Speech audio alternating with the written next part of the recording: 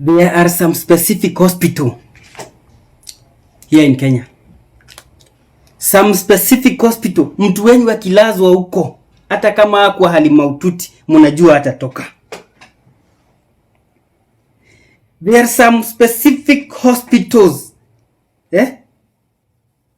known for organ harvesting. Mtu wenyu akipelekwa huko hata kama ni ka operation kadogo kanini, anatoka bila kidney. Anakuja na develop I have heard and na najua hapa mtazitaja. I want you to mention all those hospitals here wa Kenya wajue.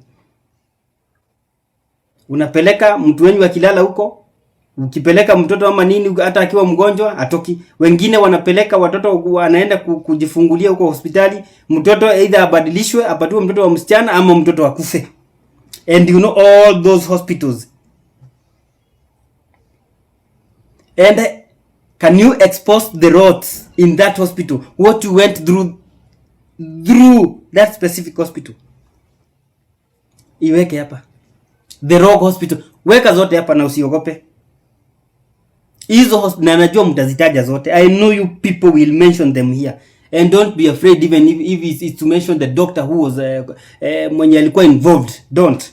Mention them here. We must clean up this shit.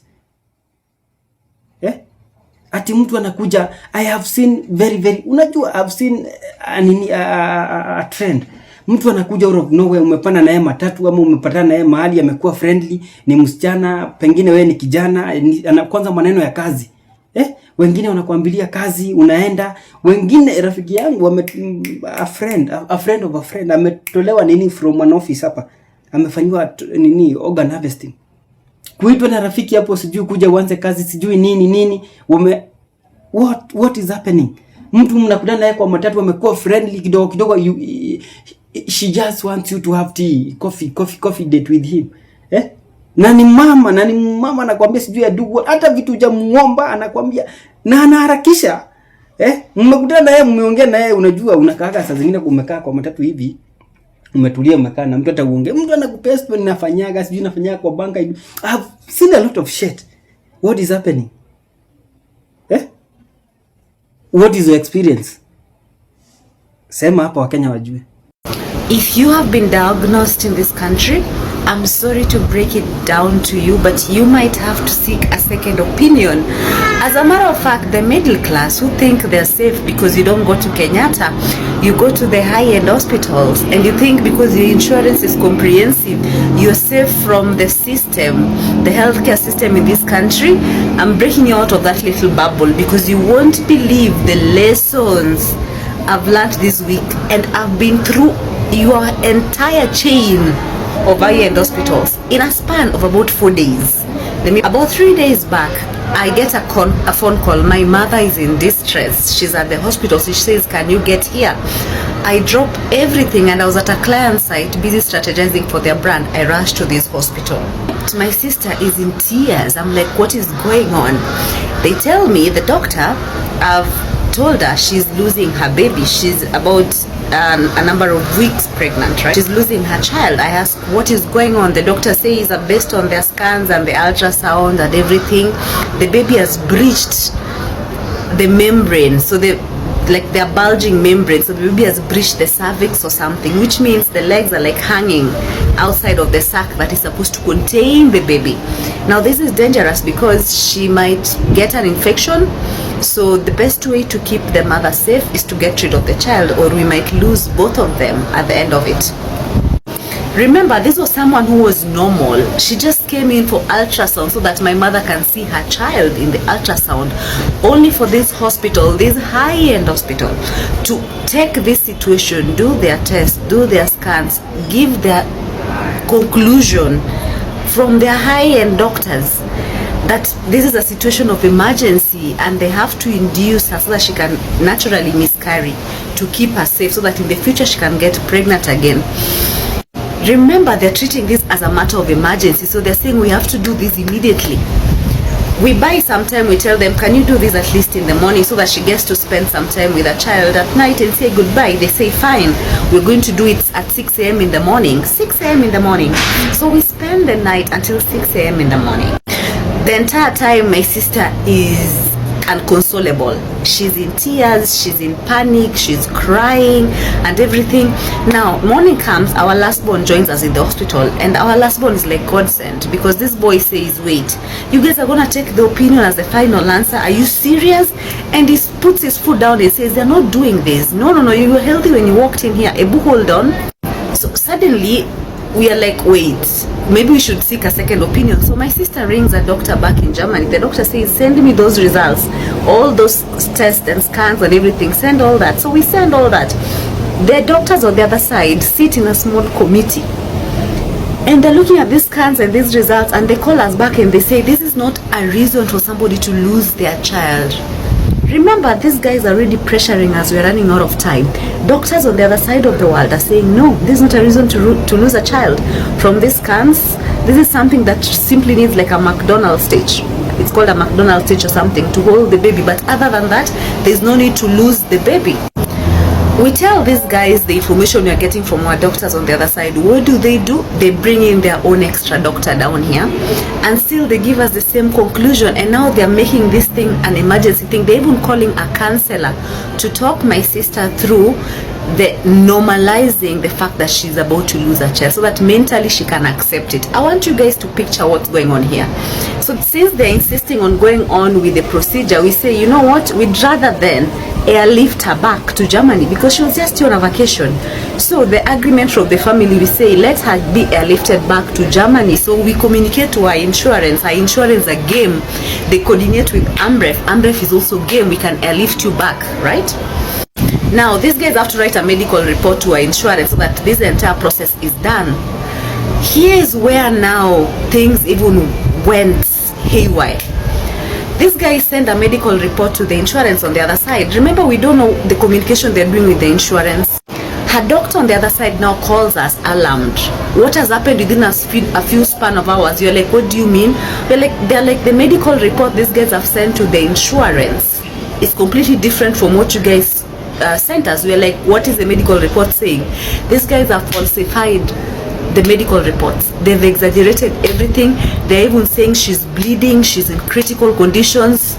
All this just so that the insurance can reject the idea of airlifting her, because you don't airlift a patient who is critical, right? You're continuing to risk their life even more. A whole hospital that is trusted by millions of middle class in this country is falsifying a report, and they're sending that to Germany and signing it off. If those guys were not transparent, if they dealt the way we deal in this country, we would not have figured the truth. But those guys are transparent, so they tell us the truth. This report that they've sent, this and this and this. So at this point, I'm so mad, because what do you mean you're even falsifying a medical report so that just we stay in this hospital? Remember, every single night we are spending over 200,000. This is now day 2. We already clocked day 2. Over 200,000 because we're in the VIP suite. So they're taking advantage of this. But why would you lie? Why would you, let's say the situation is really bad, yes, but why would you lie and block somebody from getting medical help abroad? Now you're making them get stuck here. You're lying to the insurance. You're making them get stuck here, but it's a falsified report. The good thing about our communication is that the other side now starts doubting the hospital. Can you believe it? And they tell us we don't trust those hospitals anymore. Do this, we are getting you out of there immediately. Let them not touch you in surgery. Let them not do nothing. Let them not touch that child. We're getting you out. What was alarming to me is that we had the luxury of a second opinion. We had the luxury of being airlifted out of the country. We had the luxury of being moved into another high-end hospital. I'm wondering, the average Kenyan, the average citizen who goes into an hospital and trusts the doctors, these are the doctors you guys are meeting in those rooms. And how many children have they killed in the process? This was so alarming to me. I'm really trying to avoid mentioning the name of this hospital because I don't want to ruin for you guys business, but I'm warning every single person out there, please be careful. Somebody will say, I will recognize the ward you are in. No, this is now where we've been transferred. Amref had to come pick us up, put my sister in like a stretch, an ambulance. I was in that ambulance, and then drive us all the way. This is now Nairobi Hospital, by the way. These guys have done an amazing work. It only took 30 to 1 hour to do the procedure that was needed to stitch and keep the child safe until she's due time. 1 hour procedure. If you guys could not do it in that other place, why would you recommend death for a child that was perfectly healthy and a mother that is expecting her child with joy? Why would you arrive at that conclusion and be so certain? You're even bringing counselors. You've already concluded. What is wrong with this country? We came to, now they brought us to Nairobi. These guys have handled her. She's already gone for that stitch. She's okay. She's having a bed rest right now. This is one of their private wingsuits.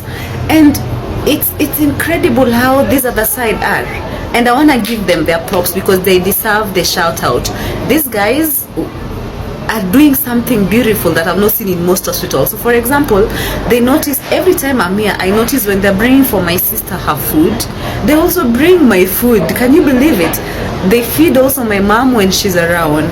They literally bring for you beddings. Yeah, so you have a very nice place to lie down when you're looking after your patients too.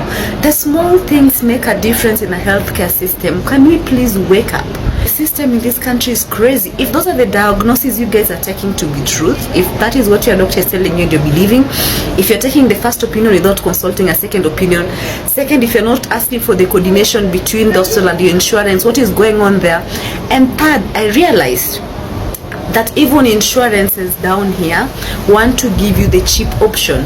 Because tell me why, when we got to Nairobi, the linking insurance down here was insisting on shared rooms because they're like another 200,000 a night, blah blah blah, only for the insurance on the other side to say no, we pay the very best, so let her go into the private suite.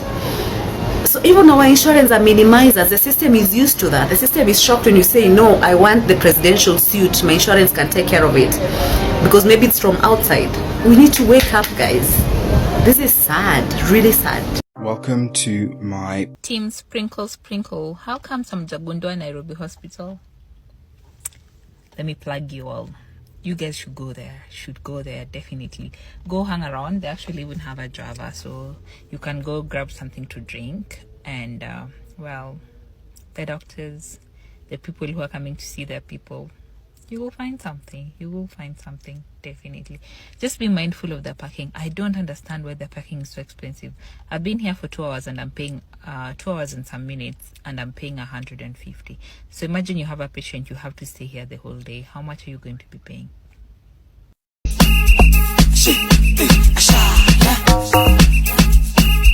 Shit.